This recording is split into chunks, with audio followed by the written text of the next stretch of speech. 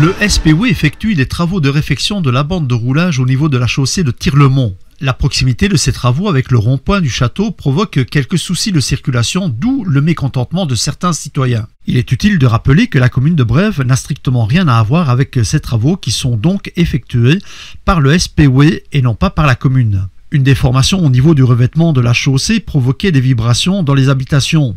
Outre ces vibrations qui dégradaient les plâtres de certaines habitations, un bruit sourd retentissait à chaque passage de véhicule.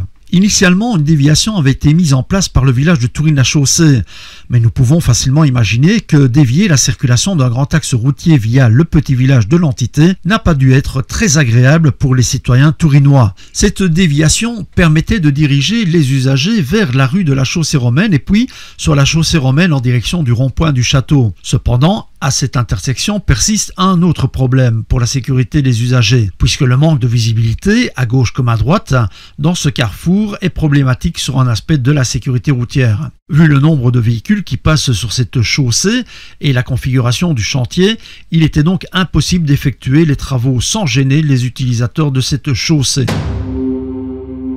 Un trottoir a été réalisé sur l'accotement de la chaussée de Tirlemont. Certains citoyens se posent des questions sur l'utilité d'un tel trottoir à cet endroit. La situation vécue par les habitants de cette chaussée était problématique dans leur mobilité pédestre. Les habitants étaient confrontés au slalom entre les flaques d'eau lorsqu'il pleuvait et la dangerosité provoquée par la circulation de cet axe routier. Bien que ces travaux soient de la compétence du SPW, les conseillers communaux de Brève ont pris la décision de faire réaliser ces travaux qui n'auraient pas pu être pris en charge par le SPW lui-même. Les potelets verts qui bordent cette chaussée ont été disposés le long de cette voirie afin d'éviter qu'un véhicule ne s'arrête à cheval sur le trottoir et ainsi ne provoque un danger certain pour les autres utilisateurs. La vitesse excessive des usagers à cet endroit représente à elle seule un véritable danger. De plus en plus, lors de nos déplacements, nous pouvons voir apparaître de nouveaux pictogrammes peints sur les rues de la commune. Ils représentent un vélo et des chevrons. Ce marquage au sol est dédié aux cyclistes.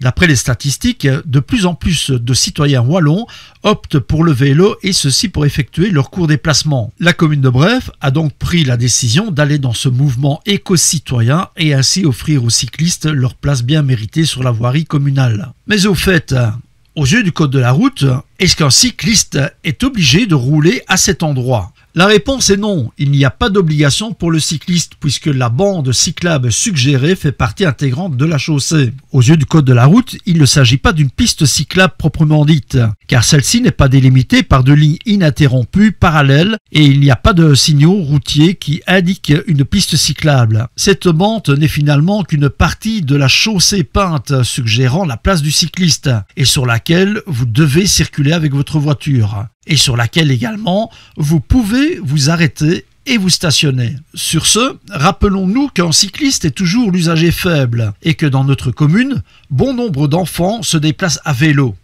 Restons donc prévoyants et vigilants. C'est ce lundi 21 septembre 2020 qu'ont débuté les travaux de la construction d'un pavillon éco-bâti au REH de Brève. Cette nouvelle infrastructure du club de foot du REH Brève viendra se greffer à la buvette existante du club. Ce bâtiment écologique d'environ 54 mètres carrés abritera la billetterie du club de foot. Il est construit avec des matériaux réutilisables. Cet espace pourra également servir à d'autres activités en étant utilisé par exemple comme salle polyvalente. Ceci permettra aux personnes du monde associatif de l'entité d'avoir une possibilité supplémentaire d'avoir un lieu de rencontre conviviale. Une petite cuisine ainsi que des sanitaires indépendants par rapport à la buvette déjà existante feront également partie du nouveau bâtiment. Le coût total des travaux est estimé à 132 851 €, dont 63 000 € de subsides octroyés par la région wallonne. La fin des travaux est prévue pour la mi-novembre.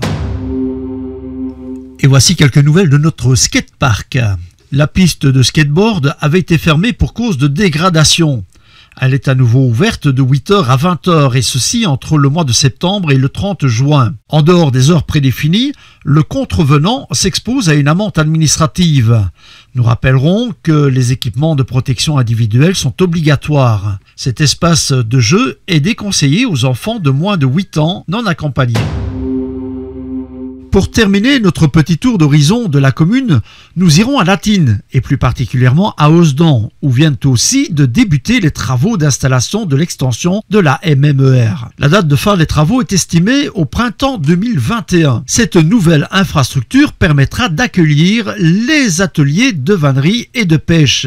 Un service de location de vélos sera également disponible. Une fois de plus, pour la construction de ce bâtiment, la commune et ses conseillers communaux ont privilégié les matériaux naturels et recyclables avec une valorisation importante du sol. Situé dans une zone régulièrement inondée par les crues de la Mehaigne, le bâtiment reposera sur des pieux métalliques afin d'éviter des inondations. Sa structure sera en bois et les murs seront construits avec des pierres issues de déchets de carrière. En ce qui concerne le bardage des façades, il sera réalisé avec du saule. Cette infrastructure est estimée à 490 797 € TVA comprise.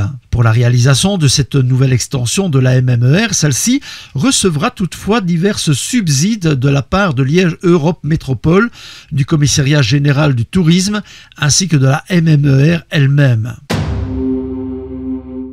Et c'est ici que se termine notre premier journal visuel de l'ICB Intérêts communaux brévois. Notre volonté est d'informer au mieux la population brévoise.